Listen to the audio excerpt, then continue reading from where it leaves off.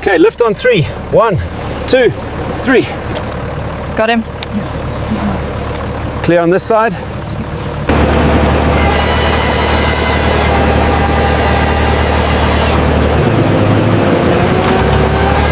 We had maybe 3 hours. 4 if we were lucky. After that, the blood loss from moving him would kill him before we even got him to the surgical suite.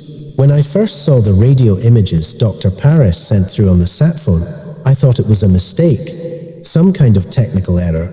Lions don't get tumors that size. Nothing gets tumors that size and keeps walking. But there it was, this massive growth hanging from his belly, dragging in the dirt with every step he tried to take. The thing had to weigh 40 pounds, maybe 50. Deep in the northern sector of Kruger National Park, 23 kilometers from the nearest paved road, a male lion was dying. Not from old age or territorial fights, or any of the ways lions usually go. He was dying from something growing inside him, something that had turned malignant and kept growing until it hung from his abdomen like some grotesque second stomach. The rangers had been tracking him for 9 days. Every morning, the drag marks in the sand got shorter. Every evening, he moved less. Today, he'd collapsed. But here's what made this different. What turned this from a mercy case into something we had to try. This wasn't just any lion. This was one of the Shishangaan males, part of a coalition of 3 brothers that controlled 40 square kilometers of prime territory. His 2 brothers had been circling him for days, confused, agitated, waiting. If he died, the coalition would break. 2 males can't hold that much territory.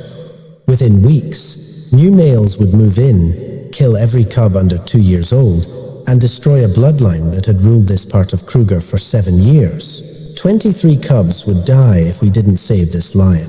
If stories like this matter to you, if you care about wildlife, about the people who risk everything to save them, hit that subscribe button. Every subscription helps fund rescues like this one. Real animals, real danger, real outcomes, and drop a comment telling me where you're watching from. I'm curious, who's part of this community? I'm Dr. Reid, and I've spent 17 years with emergency veterinary response teams across southern Africa. I've tranquilized charging elephants, extracted snares from leopards, treated bullet wounds in rhinos. But what you're about to see, this pushed every limit we had.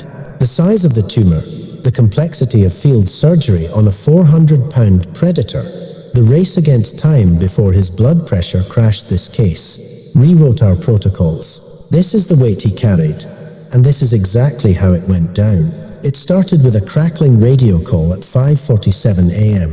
Dr. Reid, we need you at Shishangaan. Priority 1. I'd been up since 4:30, reviewing case files at the research station. The coffee was still hot. Priority 1 meant drop everything. Someone was dying. Copy that. What am I looking at? Adult male lion, massive abdominal growth. He went down about an hour ago. Can't get back up.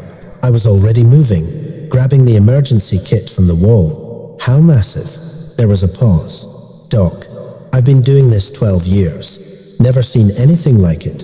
Things the size of a watermelon, maybe bigger. My partner, Dr. Jennifer Lee, was already at the vehicle, loading the surgical kit.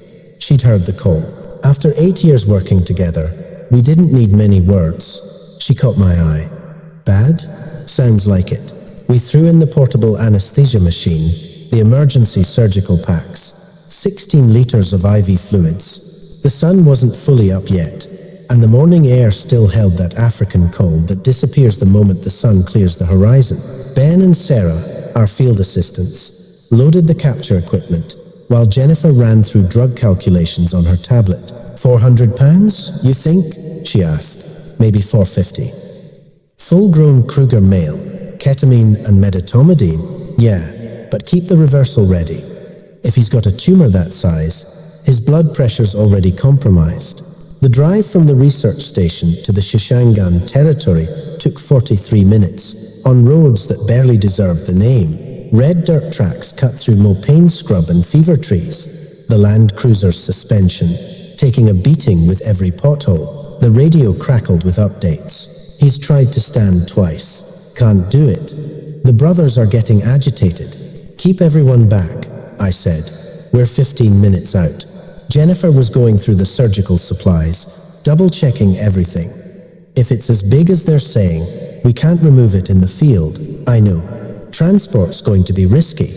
Moving him with that kind of mass. I know. But what choice did we have? Leave him to die? Put him down? Not without trying.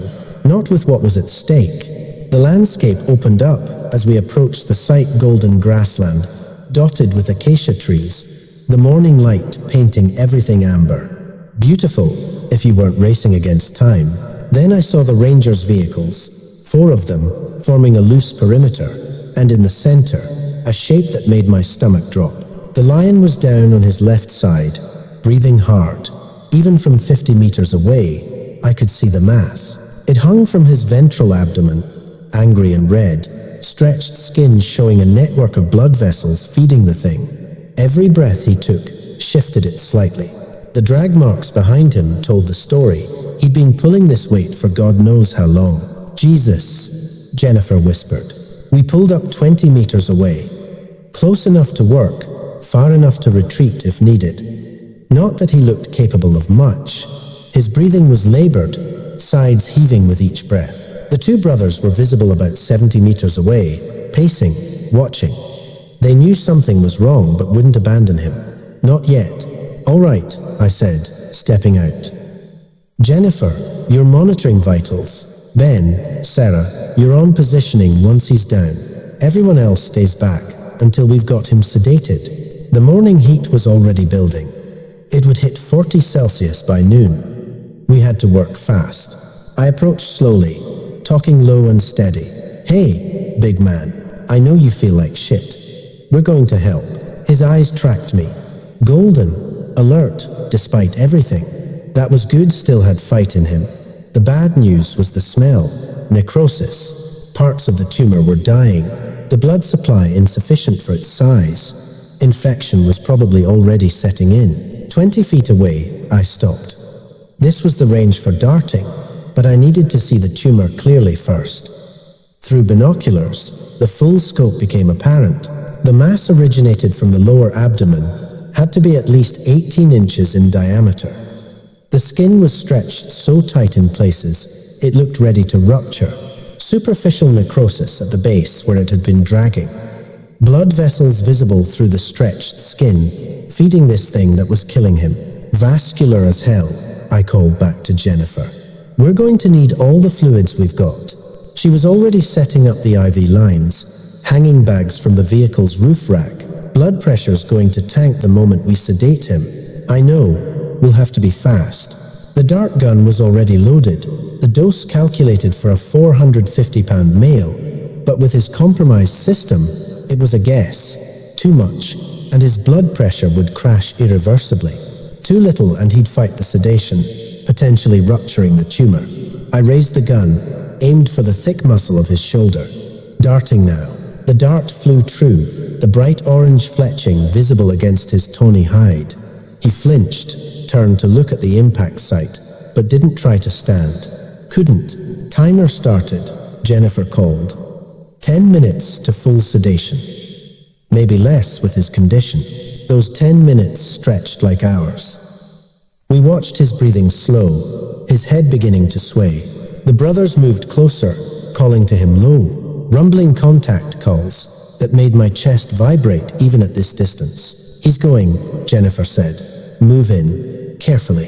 Ben and Sarah approached from the head side as he began to slump. The key was controlling the fall, making sure the tumor didn't rupture from impact. Support the head, I ordered. Jennifer, get oxygen on him now. She was already there with the portable oxygen, placing the mask over his massive muzzle. Pulse ox reading, 45. That's low but stable. Blood pressure, getting a reading now. 90 over 60. He's hypotensive. We had minutes, not hours. All right, examination first, then we move him. I knelt beside the mass, pulling on surgical gloves. The thing was even worse up close. Firm in some places, fluctuant in others, suggesting fluid pockets. The smell of necrosis was stronger here. The base where it attached to the abdomen was maybe 8 inches across, but it had grown outward and down, gravity pulling it into this horrific pendulum that he'd been dragging through the bush. Definitely malignant, I said. Feel how fixed it is to the underlying tissue. Jennifer palpated carefully. Sarcoma? You think? Most likely. The vasculature suggests aggressive growth. Dr. Paris's voice crackled over the radio. Mobile surgical unit is 40 minutes out. Can he survive transport? I looked at the rising sun, already feeling the heat building. Looked at the lion's breathing, steady but labored. Looked at that massive tumor that could rupture with any wrong movement. We don't have a choice. Prep the sling. What came next was the most delicate heavy lifting I've ever done. Using a specialized wildlife sling designed for large animals, we had to transfer a 400-pound lion with a 50-pound tumor from the ground to our transport vehicle without killing him.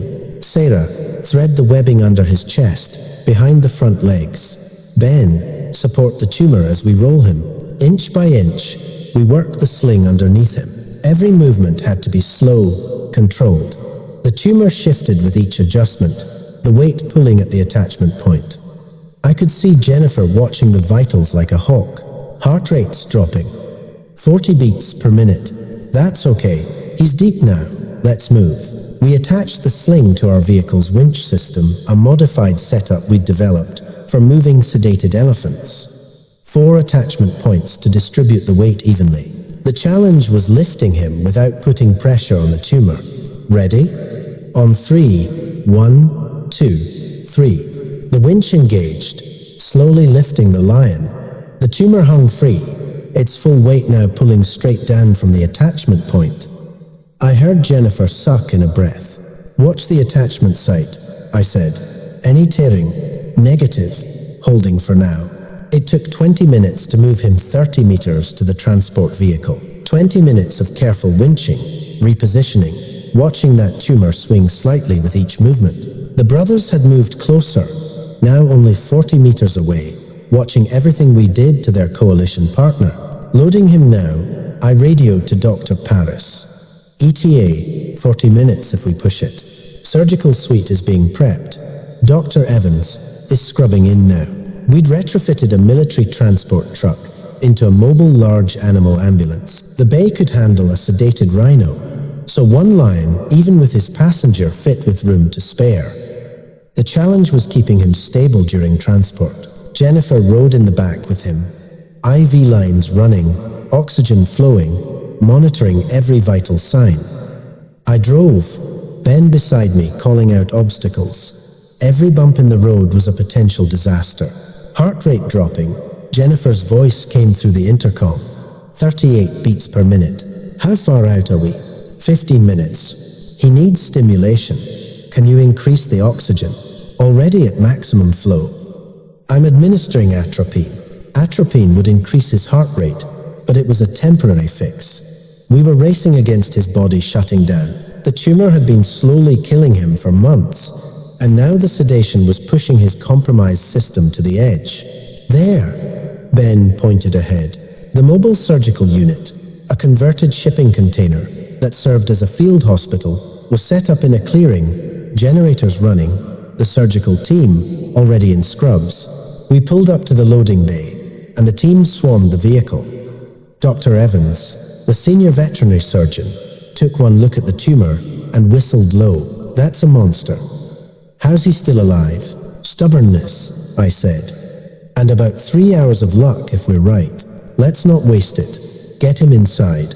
The surgical suite might have been in a shipping container, but it rivaled any veterinary hospital. Full anesthesia capabilities, surgical lights, monitoring equipment, even a small laboratory for rapid diagnostics. We transferred the lion to the surgical table, a reinforced platform that could be adjusted hydraulically. Dr. Evans was already examining the tumor, her hands careful but quick. The vasculature is extensive. This is going to bleed. Can you remove it? I have to, but we'll need blood. Who's our donor? In wildlife surgery, we often have to get creative. One of the brothers? Too risky to sedate another animal. We'll have to manage with plasma expanders and pray his bone marrow kicks in fast enough. She began marking her incision lines with a surgical marker, planning her approach. I need everyone out except essential personnel. This is going to take a while. I wanted to stay to see it through, but my job was done for now. Jennifer and I stepped outside, the morning heat now in full force. We found shade under an acacia tree where we could watch the surgical unit and wait. Think he'll make it? Jennifer asked. Evans is the best surgeon in South Africa. If anyone can do it, she can. But we both knew the odds. Surgery this extensive on a compromised animal, without proper blood products, in field conditions, maybe 30% chance, maybe less. The brothers were still visible in the distance, waiting. They'd been there all morning, would probably stay until nightfall. Lions understand death, in their way. They know when Pride members are dying. Sometimes they stay with them, sometimes they leave. These two were staying. 2 hours passed, then 3. The radio stayed silent except for brief updates. Surgery proceeding. Significant bleeding, controlled. Tumor removed intact. It was the 4th hour when Dr. Evans emerged, pulling off her surgical cap. She looked exhausted but satisfied. It's out. 5.7 kilograms. Malignant fibrosarcoma, confirmed on frozen section. And the lion? Alive. The next 24 hours are critical. If he survives that, he's got a chance. We'd set up a recovery enclosure nearby, chain link fencing, creating a temporary ICU where we could monitor him. Moving him there required the same careful process, though without the tumor. He was 50 pounds lighter. Still, a 400-pound predator is never easy to move. The reversal agent was administered slowly, bringing him up from the deep sedation. The first sign of recovery was his breathing deepening, becoming more regular. Then small movements, an ear flick, tail twitch. "Come on, big guy," Jennifer murmured. "Show us that fight." It took 2 hours for him to lift his head. Another hour before he tried to stand. He failed the first time, legs too weak, coordination off from the drugs. But the second attempt, he made it up, swaying but standing. "That's our boy," I said. The surgical site was clean, a long line of sutures across his belly where the mass had been. Drains were in place to prevent fluid accumulation. He'd need antibiotics for weeks, monitoring for months, but he was alive. The first night was the worst. His temperature spiked to 40.5 Celsius, suggesting infection despite the antibiotics. We adjusted the drugs, pushed more fluids, and waited. By morning, the fever had broken. He even ate a little, just a few pounds of meat, but it was a start. The brothers stayed close for 3 days, never more than 100 meters from the recovery enclosure. On the second day, the lion began calling to them low, rumbling contact calls that carried across the bush. They answered, pacing the perimeter, confused but patient. Social bonds. Jennifer observed. Stronger than most people realize. Days 4 through 7 showed steady improvement. The surgical site was healing clean, no signs of infection. His appetite increased 10 pounds of meat, then 15, then 20. He was still thin, ribs visible, but gaining strength. Dr. Evans visited daily, checking the incision, adjusting medications. The pathology came back. High-grade sarcoma, but clean margins. We got it all. Chance of recurrence? Always a possibility with sarcomas. But if he makes it 6 months without recurrence, odds improve significantly. On day 10, we made the decision. He was strong enough. The surgical site had healed enough. It was time. The release site was chosen carefully, the heart of the brothers' territory, near water, with good prey density. We sedated him one last time, lighter this time, just enough to transport safely. The brothers followed the vehicle, keeping pace, never letting him out of sight. When we opened the transport crate, he emerged slowly, still groggy from the sedation. The brothers approached immediately, rubbing against him, scent marking, re-establishing their bond. It was one of the most moving things I've ever seen, this reunion of warriors, scarred but unbroken. He stood there for a long moment, testing his balance, feeling the absence of the weight he'd carried for so long. Then he walked, not the struggling, dragging movement we'd first seen, but a real walk, slow, careful, but steady. The three lions moved off together into the acacia trees, the brothers flanking their wounded partner, and disappeared into their territory. That was 6 months ago. Last week, I got a call from the ranger station. A tour guide had photographed 3 male lions on a kill near the Shishangaan River. The photos were clear enough to identify them by their whisker patterns. All 3 brothers, together, healthy. The one we'd saved showed a clean scar across his belly, but he was filled out, muscled, moving normally. The guide reported they'd taken down an adult buffalo, a hunt that requires strength, coordination, teamwork. Our patient wasn't just surviving, he was thriving. The coalition held. The territory remained intact. 23 cubs were still alive because one lion got a second chance. Dr. Evans called it the most complex field surgery she'd ever performed. Jennifer published a paper on managing blood pressure in compromised large felids. The case changed our protocols for field surgery, proving that sometimes the impossible is worth attempting. But what I remember most is that moment when he walked away, no longer carrying that terrible weight. Free, alive, wild. Sometimes that's all we can ask for. Sometimes that's everything. He was alive, he was free, and he was exactly where he belonged.